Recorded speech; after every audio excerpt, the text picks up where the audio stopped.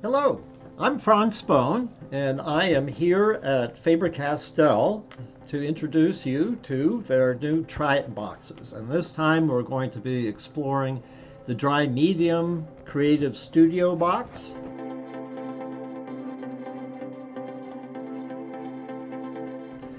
Okay, this is the box. We'll open it up. Now, first thing, there's very interesting information about Faber-Castell's process, the materials. They have a very green approach to things. The pencils that are in this kit are from reforested areas, so they plant plenty of trees in replacement for the trees they cut down for use in the pencils. So they're very environmentally and socially aware. So I think you'll enjoy reading a little bit about their story, and we got a little veil here, and so behind the magic curtain we have these really fabulous products. What I'm going to be doing is talking about each individual material separately from the others, and then we'll do a project and kind of work with them to show you how you might be able to use combinations of materials. So we have color pencils, Goldfaber color pencils, graphite pencils, a Pitt pen, a stomp to blend things, a sharpener, an eraser, and a nice array of soft pencils.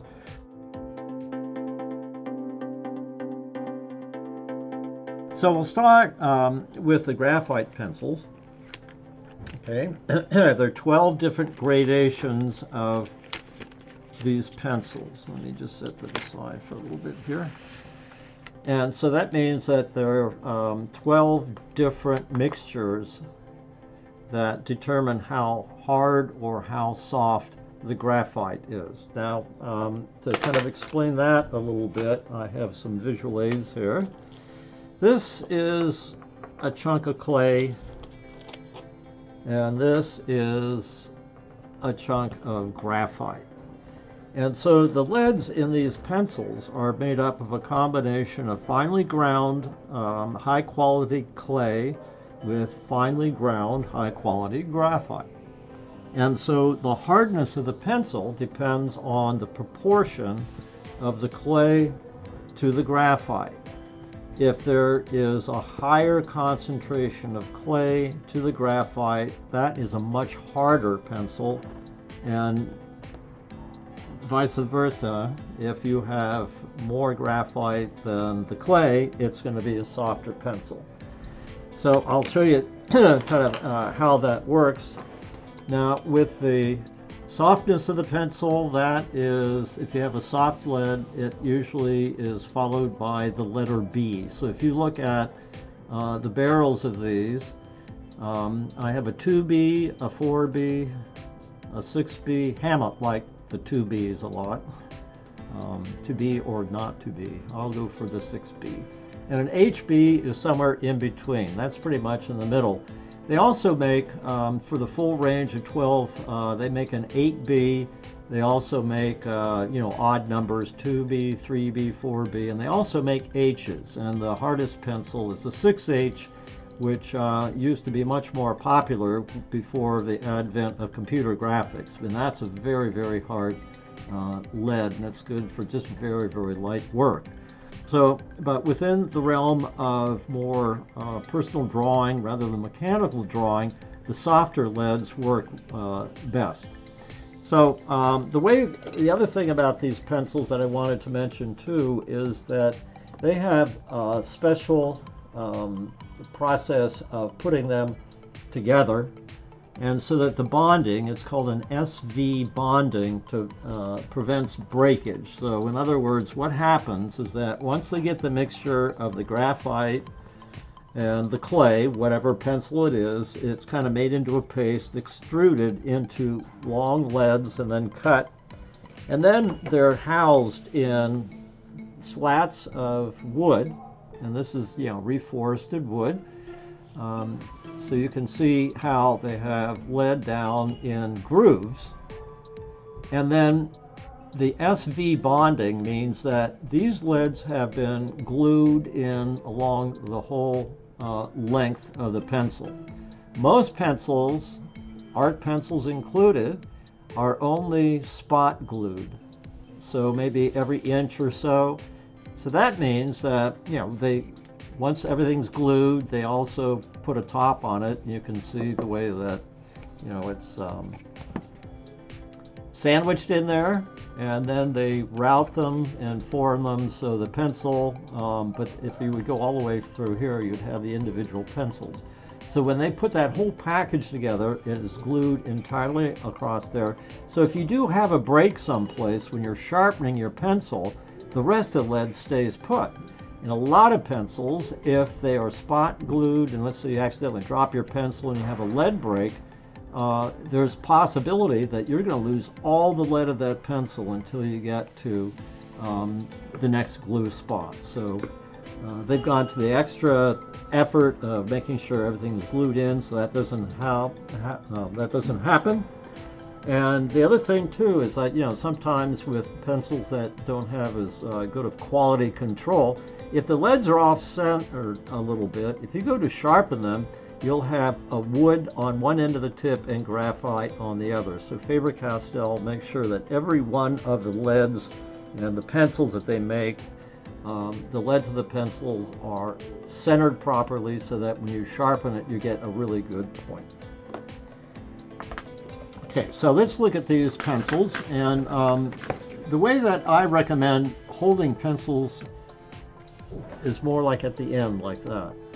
And so that way I have a lot more control, and with a little more pressure I can get a darker tone, or with less pressure I get a lighter tone. If you hold the pencil like you're writing somebody a letter, more often than not you'll be using the same heavy pressure, and it will actually dig into the surface of the paper, and it won't be quite as nice as if you lay it down gradually. You have a lot more control too. You can build layers up. So let's check each one. This is the HB, so it's right in the middle. It's 1H, 1B, so that means that it has a pretty equal blending here.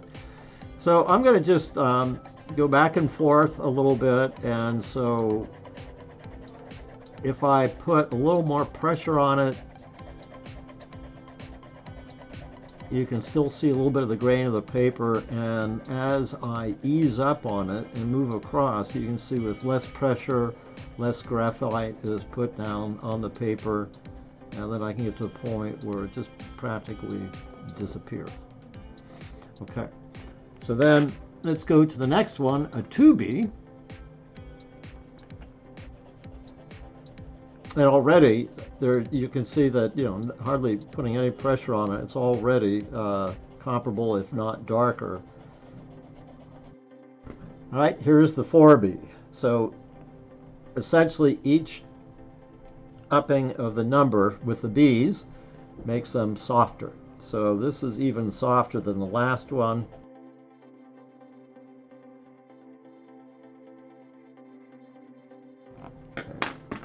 And now the 6B, and you can see that it's much darker than my original HB.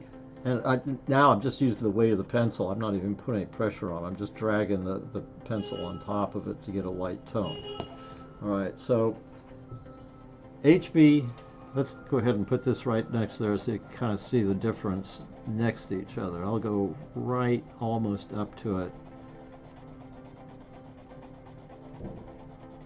So you can see there's a considerable difference between the darkness of this pencil, and this is the as dark as I can get the HB. So when you're starting to develop a drawing, if you want a dark line, you might pick up a 6B.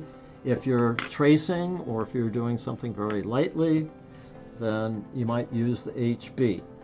Now, companion to the pencils, you want to use a handheld pencil sharpener. And the reason that you do this is that if you use like a commercial office thing, it has a tendency to really chew the pencils up, but it also gives you an extremely pointy point. So it gives you a point, kind of, I'm overemphasizing a little bit, but the height of it compared to the base of it, it's much higher. So it gives you a really sharp point. So if you think of a number 2 office point, That's for doing a lot of writing, and so it has a harder lead, and so it can withstand a more extreme point. With the graphite, it's softer, and so if you use the same amount of pressure and you have a point like that on a good drawing pencil, you're going to immediately get the point to go flying across the room. So if you use a hand sharpener, the angle of the blade is set so that you get a point that's more like that, where the height to the base width ratio is a little bit closer. So you get something that's a little bit more like that rather than that. So that way when you're drawing, you still have a point, and you might have to sharpen it a little more often to keep that point, but you're not going to lose a lot of lead by breaking the point off. And a lot of times you want to use a sharp point so that you can get in some detail and things like that. Too many corn cobs. I mean, the surface of the paper, this is a drawing paper. As far as what paper to get for different medium, you can get a watercolor paper if you're using wet medium. This is an all-purpose kind of multimedia pad. It's good. I also, for when we get to the soft pastels, we'll use a paper that's made specifically for pastels. Each material have characteristics that require different conditions of paper, so all paper isn't exactly the same, and I advise you to get quality paper in all cases. You don't have to buy the most expensive paper, but you want a good paper. So in working with whether it's pastels, color pencils, watercolor pencils, graphite pencils, you don't want to use something like office copier machine paper, because you'll have a lot of frustrating things that'll happen. And these materials, since they're premium to begin with as themselves, you want a more premium quality paper. So I highly recommend that you get a good quality paper. You don't have to get the absolutely best until you start feeling more comfortable with it, but make sure that you get something that is of good quality.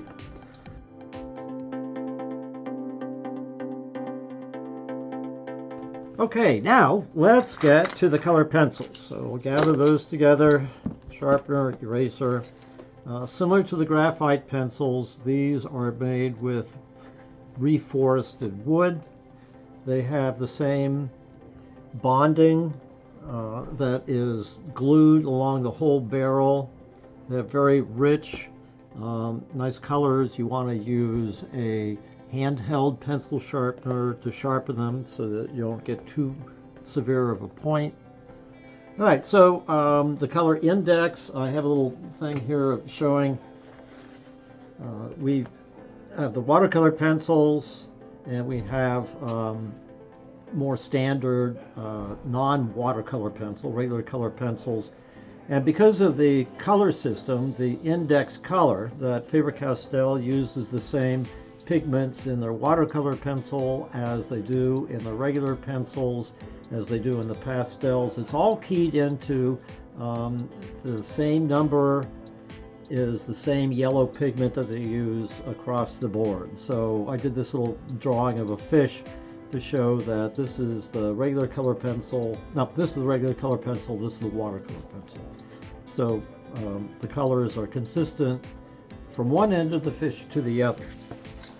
Now, like similar to the graphite pencil as well, I usually hold them either way at the end like this or like that, but I avoid drawing as if I'm writing somebody's letter. All right, so if I use a lot of pressure, I can get very intense color, and then if I use less, then more of the texture comes through. And I like that. It kind of gives it an extra luminescence that it wouldn't have if you totally made all of your surfaces completely covered. Okay, and so depending on how much pressure, I can go over it and over it and over it and build it up. Okay, these are an oil-based pencil rather than a wax paper or wax pencil. So you can build it up. A lot of times if you use a wax-based color pencil, there's a certain point where you're actually going to start lifting the pigment off. But with these, because of the oil base, you can keep on layering and layering and layering. So that's what the this yellow-orange, the cadmium type color looks like. And then here's the blue. That's the same thing, a little more pressure, and then if you lighten up on the pressure, you get lighter tones. So let's see what happens if I overlap the colors a little bit. Okay, so I'm putting a light layer of blue on top of my kind of orange-red, yellow color there. And then I can cover that up with another one. Let's put some yellow on top of it. And if I want to, then I can put another layer on top of it. So you can see how you can just keep layering and layering and layering and layering. And you can get some really interesting colors because you still get part of the grain of the paper coming through, and you might have hit part of the grain with a yellow, and then so you get all the layers of color kind of coming through to make this one very interesting color. So you can keep on building it up. So if I go across with a pencil like this, and let me take a blue and come across like this, there's a certain feeling for the transparency. So whether it's the red on top of the blue or the blue on top of the red, where they overlap, you get a different color, and you can start building up space that way. And if I want to make it look like the red is actually on top, and if I come in here and put kind of like a little more, kind of like a shadow, as if that red were floating, and come back here like that, then I pulled the red forward. And if I want to confuse it again, you know, I can kind of come back. So each time I go over it, and especially if I use a little extra pressure, I can intensify the color, and so something like that becomes, to me, intriguing. And it really perks up the surface.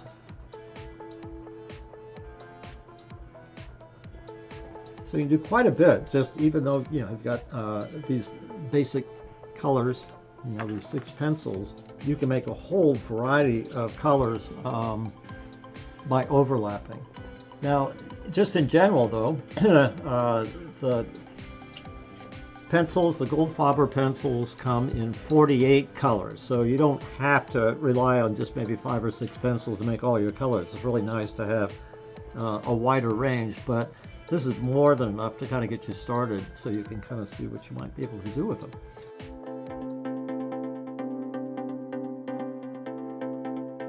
All right, let's look at pastels now. And we'll open our magic box here. And there's 12 colors that you have to work with. These pastels, soft pastels, come in 72 colors in the spectrum, and they're all part of the index color system. So if it's a number 108 chrome yellow or something like that, then it will match the Pitt pens, all the other products that have that particular pigment in them. So we have a good range of colors, you know, a nice rainbow assortment. You know, you've got the white, the black for highlights and for shadows. And I thought what I would like to do is use the pastels on the black, because I think it'll really give you an idea even more so of the vividness and the intensity of the pigments. Now, another alternative to the soft pastels are oil pastels, and there are a variety of techniques that you can use for those that are a little bit different than these, but the soft pastels have become my favorite, so I really like those a lot. So what I'm going to do, you know, just to talk about the pastels a little bit to begin with, they have a variety of ways that you can use them. Now, if you look at them, you can see that they're square, so that there are some corners. you have this edge, and then you can flip it and go that edge. So you've got a number of ways that you can apply this to the paper. So if I want a line, I can rotate it so I am running on that corner, and so I can immediately start thinking about how I want to sketch it out. And so this is like a linear type of thing. And then if I want to start applying the color, then I can flip it over and I'll get these kind of marks that are a little bit wider. And if I have a large area to work with, then I can flip it this way. So yeah, there are a variety of ways that you can operate. Now, you might also notice that as I'm working on this, I have a really nice texture here, and that's because the paper I'm working on has a cold press surface. And a cold press means that you have a texture. Hot press is if you have an absolutely smooth. And that goes, this happens to be, a cold press black paper. You can get a cold press white paper as well. But I thought with a black background, it can really show you how vivid these things are even on black. Now, and also on working with black, the idea is that it's opposite than working on white paper in the sense that in order to have shadow areas, you hardly put any pigment and you're building from the shadow to the highlighted areas. So you're going from dark to light, whereas with white paper, you already have all your highlights and light, and then you add the pigment in a way that you start getting darker tones. Lighter tones, I'm sorry. Lighter and darker tones. All right, so there are a variety of ways that you can work with this. You can use your finger, and I use my finger a lot. And as I blend that, you can kind of see how it covers up that texture. So I'm starting to lose that texture if I blend it. Now you can also use a paper stomp, and you can also blend colors. So let's say that I have a green, and I've got a blue, and let's go to like magenta. And if I want to blend those, then I can come in either with my finger, I could use a rag or a Q-tip, but the paper stomps is also nice because with it being tapered, my fingers are pretty fat. I've got more like stubs rather than fingers. And so it is amazing how delicately I can blend things, but if I really want to get a lot more control, I use one of these paper stomps because it has a nice point to it. So I can come back with this, and if I want to blend those together, instead of using my finger, I can start working it over with one of these stomps. If I really want to get it going, I can use my finger with a lot of pressure, and so you can start getting a blend. And you can keep a little bit of the texture if you want. It's going to be depending on what you want to do. So we'll just go across here like this. Now once you get the base kind of filled up and I got rid of that texture, then I can always go back, and if I want an intense color, like now that's kind of blended out, but then if I want to bring a more vivid, just keep layering.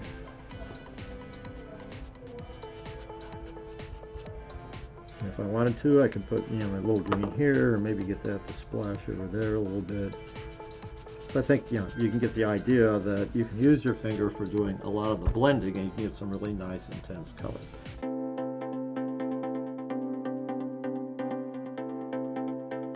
The one material that I haven't talked about yet are the Pitt pens, and in the kit you get a black Pitt pen with a tip that is labeled S for small, sharp.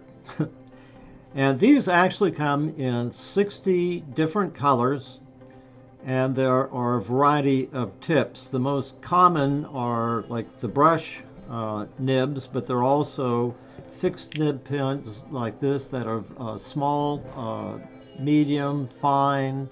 There's a brush black, so they come in a variety of tips.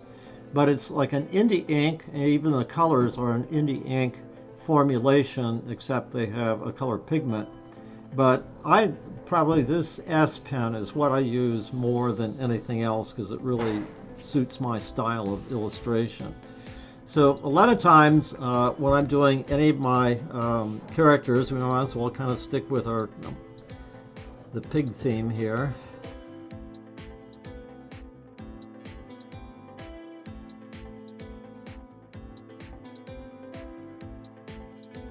All right, these pens, the ink in these pens, whether the black or the color version, regardless of what kind of a tip they have, it's permanent ink. So once I let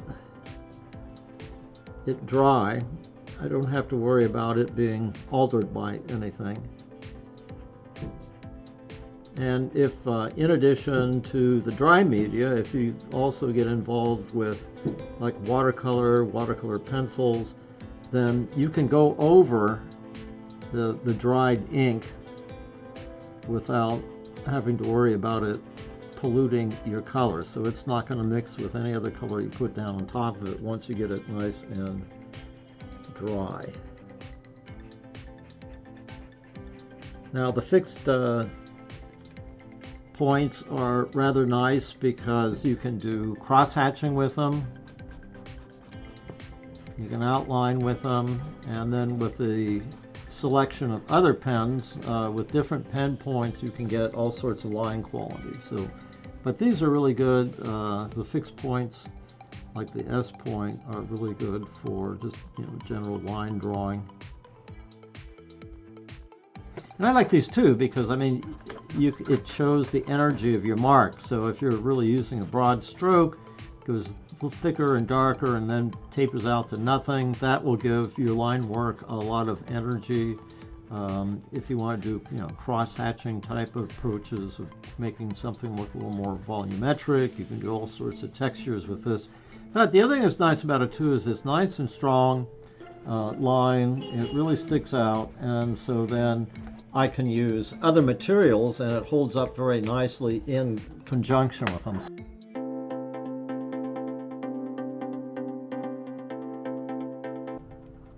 Okay, now I also, because you have to think about doing pastels as being different than drawing with a pencil. You can get a lot of detail. You can get detail with the soft pastels as well, but you're going to be kind of challenging yourself if you make your drawing too small.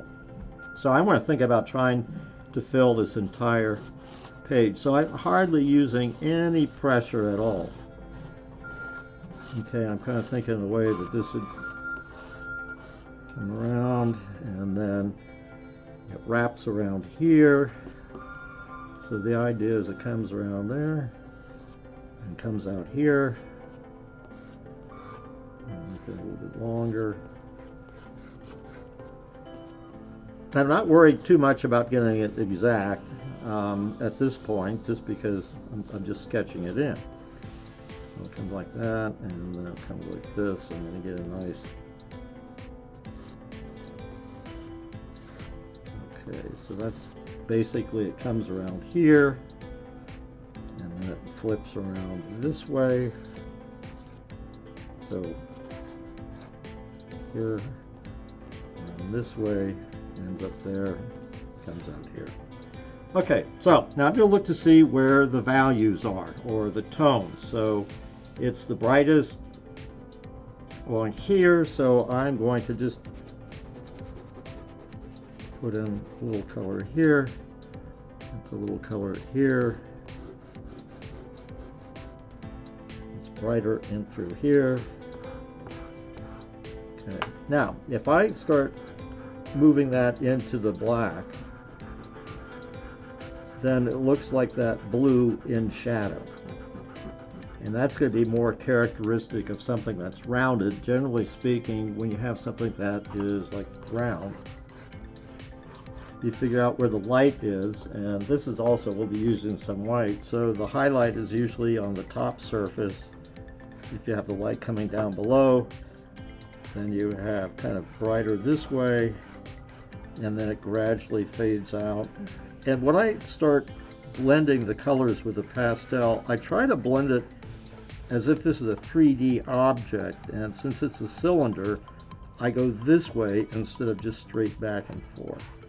And maybe, you build it up and build it up, and you can just keep on building these areas up until they're nice and vibrant the way that you would like, or very subtle.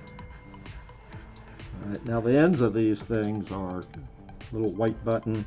So if it's not really kind of right here where there'll be a nice highlight, and we'll just kind of emphasize it. Now also the way that I mark. Okay, sometimes I just drag it, and sometimes I kind of like just making little strokes so that I get kind of a texture, and then I can blend that a little bit. So you just keep on working it. You don't want to overwork it so it looks like it's just totally blob city, but you can get the base down first with the blending and then start making strokes and marks that can stay full force. Alright, and then since this is away from the light, this part of that white button is going to be kind of a gray, so I'm going to put a little bit of white, and then as I distribute it, the black paper is coming through and it's making it look more like a gray. So I'm going to look at it one more time. Right, there's kind of a nice highlight that's around here, and that's a little bit whiter, so I'm going to put just a little bit in there. Take my paper stomp and maybe just kind of blend that a little bit, but I like leaving actual marks so that you have a little bit of texture, so it isn't all just kind of smoothed out and without any kind of marking texture. Okay. And then as it comes down this way, the black paper will come through, and then you start getting a sense for it being a rounded cylinder here. Something like that. So that's how we're going to approach this. All right, I look at it again, and there's kind of a highlight that comes this way. There's a white cap here that is very bright. That's pretty bright here as well. And then it becomes a little darker. It'll reflect a little bit of the blue, so I'm trying to get that consistent. Get a little bit of a highlight around here. So this is like the scale enables me to use the sides, the end for more linear type things. If I have like a highlight or something that is specifically a line, like that would be. And then let me kind of put a little more of the blue. All right, so this is coming across here, comes across this way, and down around this way. Okay, and then it ends like that, and then it loops underneath here, and then wraps around like that. Okay, so now I'm starting to get a little bit more of the exact form that I want. So again, I'm looking at this, and it's a little flat here at the top, and then it curves around and comes back in and tucks in here a little bit. So I can start reducing this a little bit and figure out, okay, well, that's not the whole thing. Okay, so it's almost like this little kind of nice turn. I gotta cross like that. All right, so this is my basic structure that I've laid in with the pastels. Go ahead and smooth it out a little bit. And again, like this is kind of a rounded thing, so as I work and blend, instead of just going back and forth all the time, I want to kind of remember that this is like round.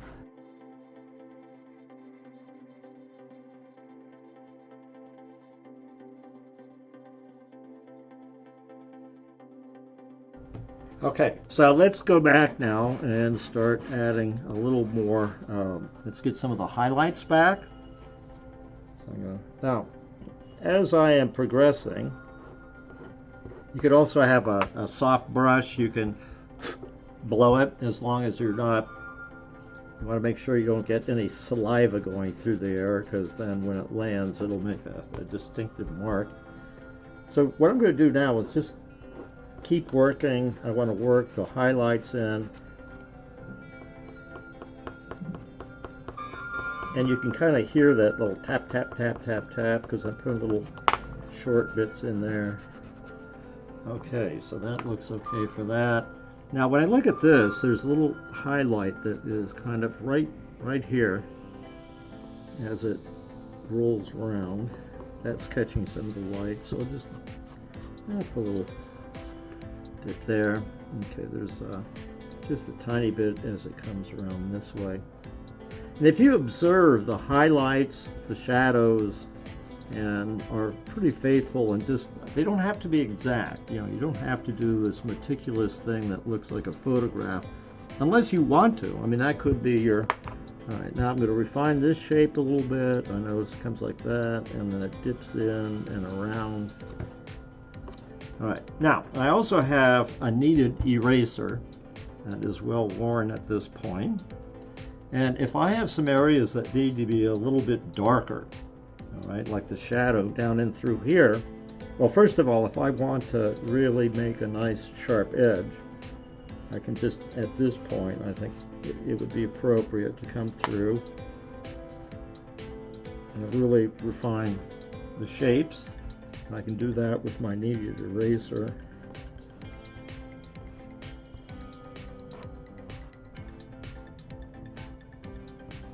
And if I've had some of my shapes maybe are a little too bright, I want to bring the black, then these are kneaded erasers are a little bit sticky. So let's see, down in through here, it starts getting a little darker as it kind of comes underneath there. So I can very lightly take my kneaded eraser and just kind of press into it. So I'm not moving, I'm just picking it up because these erasers are sticky.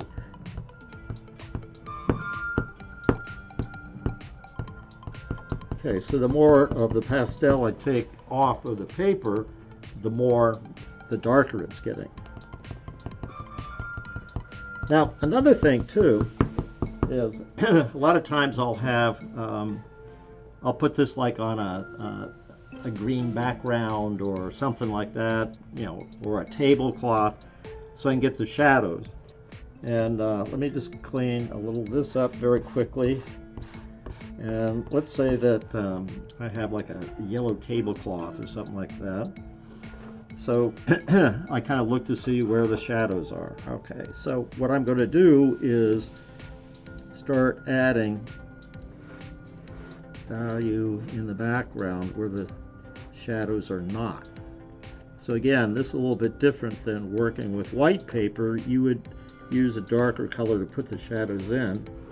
In this case, the shadows are already there because the paper is black.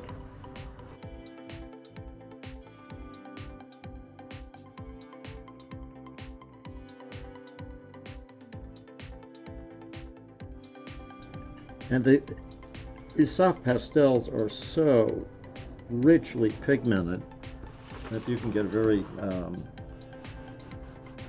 dramatic look.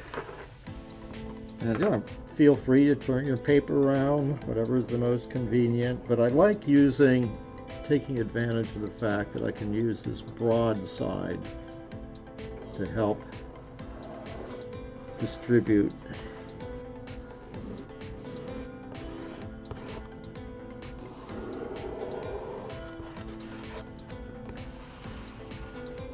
And I find that the texture has kind of a gritty look to it, so there could be something that you could do to take advantage of that. But what I'm going to do is kind of come in through here and work it into the surface.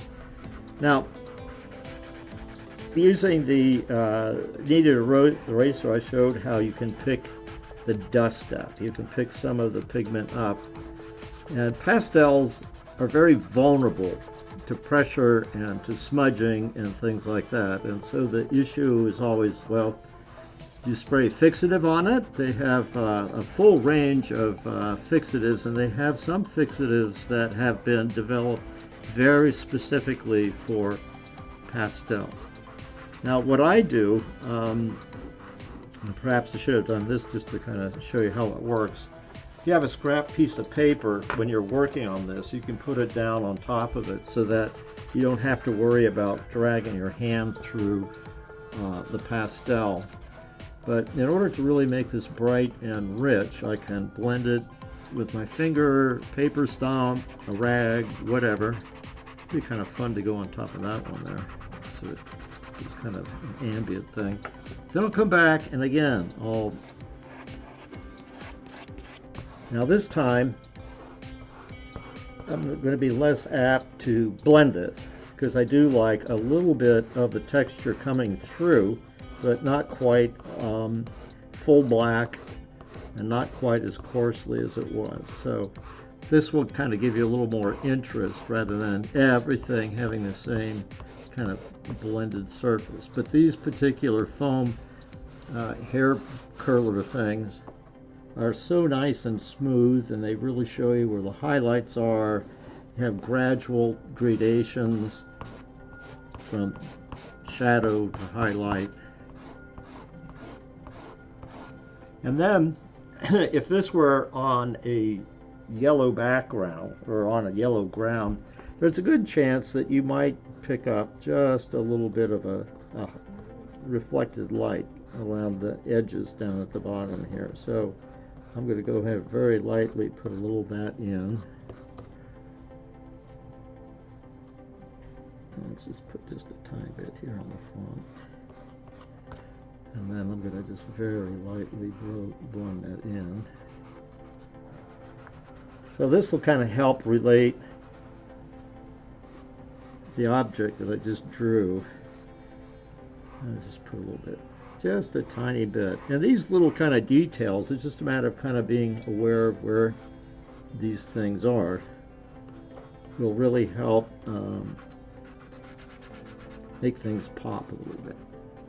Okay, so I could continue working on it, you know, erasing it if I wanted to. You know, let's say that I had a checkered cloth, you know, I could have done that. But, you know, basically you've got potential. If you go to the art store, you can get 72 of these soft pastels. You can manipulate them with your finger, eraser, paper stomps. You can get the colors to work together. In this case, I really wanted to, and you know, with the black paper especially. Oh, I forgot that there is, I can actually see just a tiny bit of the background in here. So I'll make that into a very, won't make that quite as bright. Okay, that helps that a lot. And then, you know, if I wanted to get even more of a difference in the background, if the light's coming from this side, then this side of the tablecloth might be a little bit darker. So. Oh, anyhow, I didn't complete my thought about fixing.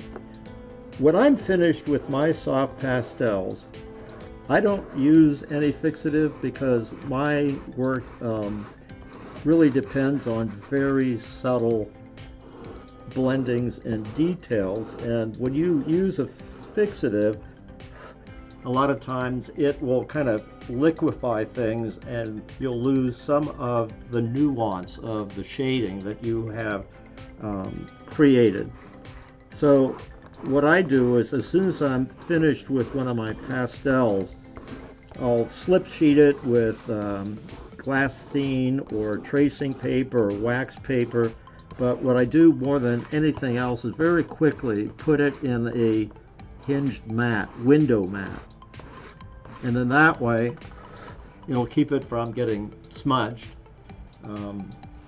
But I won't have to fix it in order to make sure that that happens. If you decide that you want to make things even darker, in this case I could kind of come in with a blue instead of relying just on the black.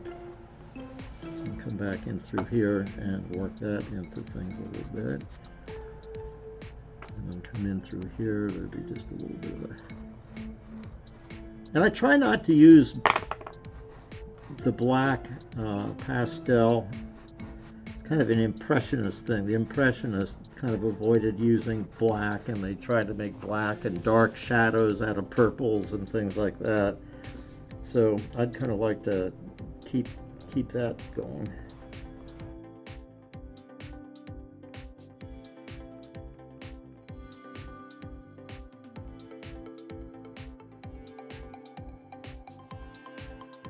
Okay, so, essentially, you layer and layer and layer. Okay, so I hope that you'll have a chance to experiment with your Try It boxes. There are just so many possibilities. I've tried to show you some, but you probably could think of a lot of things to do that I haven't done. So hope you enjoy experimenting with them, and then just be aware that there are plenty other products to try